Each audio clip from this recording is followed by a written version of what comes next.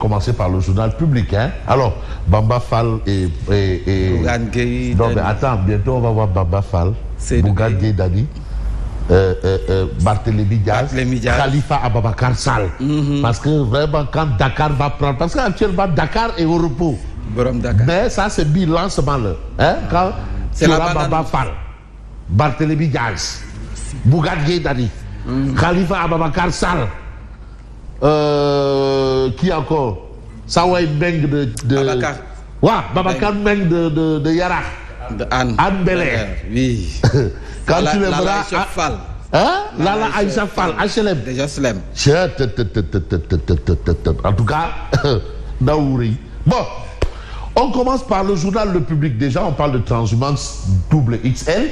L'information aujourd'hui, c'est Adji Mergane Kanouté qui rejoint Pastef. Ah bon? Adji Mergane Kanouté rejoint Pastef. Longor enterré vivant. Ça, c'est ce que. CJ Longor. Bon, de toutes les façons, voilà, c'est Le Public qui nous donne l'information. Elle a été quand même vice-présidente du groupe parlementaire Beno au niveau de l'Assemblée sortante. Elle est de Kaolack, bon gré, mais malgré. On va retenir que Adji Mergane Kanouté rejoint Pastef, les patriotes. Donc, CJ Longor. Bref, voilà l'actualité du jour. Wallahi, il y a le musée de politique. C'est bien minable politique au Sénégal. Abominable. Non, on parle pas d'elle. Si, de femmes diabotes.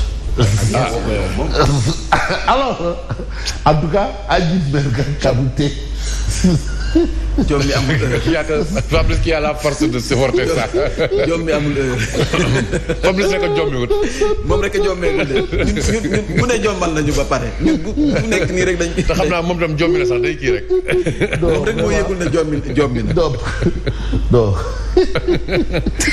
non xoolal Thierno xoolal Damel xoolal damaa jàmbu fii waaye bu lu waree tànn waay xoolal damaa jàmbu xoolal fii damaa jàmbu fii bon loo ko si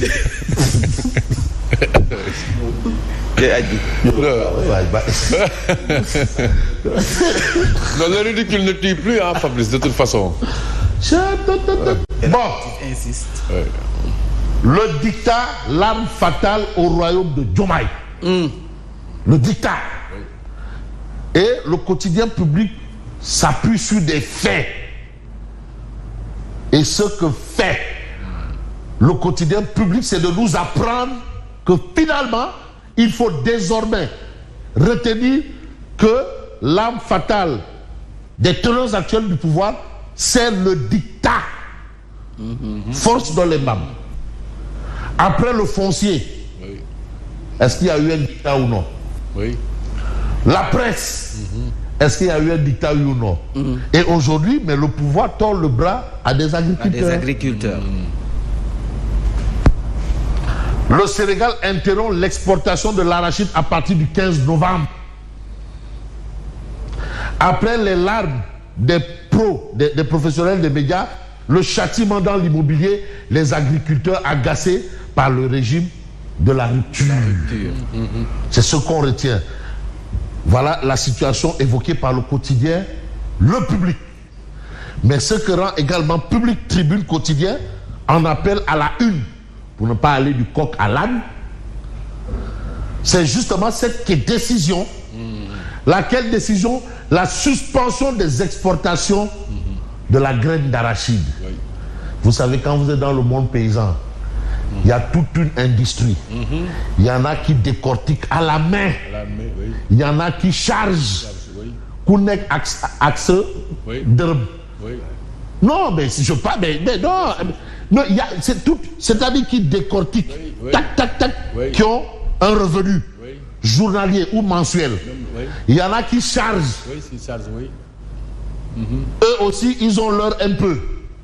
Maintenant, quand on prend cette décision, tout ça là, on les efface. Cette chaîne de valeur. Maintenant, on va arriver chez Dieu. En tout cas, les agriculteurs du bassin arachidier s'y opposent. Ça, c'est l'information de Tribune. Cette mesure-là, les agriculteurs du bassin arachidier s'y opposent. Parce que aussi certains disent que si on retourne vers cette situation, ce sera encore les histoires de Aïbo, MP, on sait ce que ça a coûté à nos valeureux paysans. Voilà. Mais à un moment, les paysans se sont retrouvés encore comme à l'époque. Robert, Khalis. Comment les paysans, la Khalis, le Khalis. C'était le fameux système caro usine. Voilà. Tu as intégré directement à l'usine et tu es payé directement à l'usine. Mais malheureusement, la Sonacos n'avait pas assez de ressources financières pour supporter tout ça. Il a fallu faire des bons, dire aux paysans, laissez ici vos graines. Après, on va chercher de l'argent. Après, on vous appelle. Et il y en a qui sont allés avec les bons là jusque dans leur tombe. Qui ont amené ça là-bas. Donc, c'est ça le problème. Donc, il y a débat. Si la Sonacos n'a pas assez de financement, ça risque de revenir. Mais où ils vont trouver l'argent là? Le pays est en ruine. Voilà. Ou bien ils vont prendre le 1000 milliards qui est dans un compte là pour... Bon. Maître Malik Sall, Abdoulaye Salih Sall, Aminata Tal, Doura Baldé focus sur des carcasses politiques encombrants pour PASTEF. Qu'est-ce que ces gens vont apporter au parti PASTEF? C'est probablement dans ce sillage qui essaie d'évoquer l'actualité des tribunes. Ils ont tous été battus dans leur fief lors de la présidentielle. Très souvent, les transhumants partent sans leur base. C'est ce qu'on retient. Tu crois que les gens là, c'est du bétail électoral? Mais c'est du bétail. Bétail. Non, mais quel Mabouken? Et puis, non, c'est cynique quoi. Il faut croire à ceux qui les suivent que c'est une stratégie quoi. Mais après, on va s'occuper d'eux. On va gérer. Non. Mais après ces gens-là, il faut une rétrocommission. Bien sûr. Oui, bien sûr. Bon, le PASTEF miroir d'un système dévoyé s'interroge notre confrère Diawar Diop. C'est une interrogation.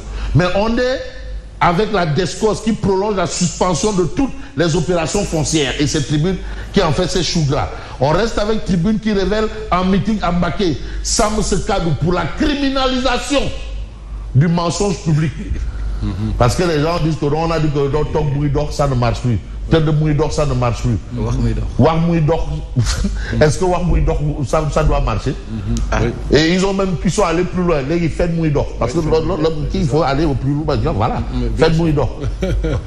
Non, tiens, c'est que tiens d'art vraiment. Mais tiens d'eau, tiens. Bon, Sam Sekadou pour la criminalisation du mensonge public. Alors, vous avez ici le président Diomaye actif Jean-Baptiste et Ousmane Diagne par rapport aux violences dans la campagne pour les législatives. On a l'actualité autour justement des législatives et Walf Quotidien repart de la sortie du président Macky Sall en guise de réplique et la réplique du pouvoir. Et là, on retient une guerre ouverte entre Macky et le PASTEF. C'est ce que révèle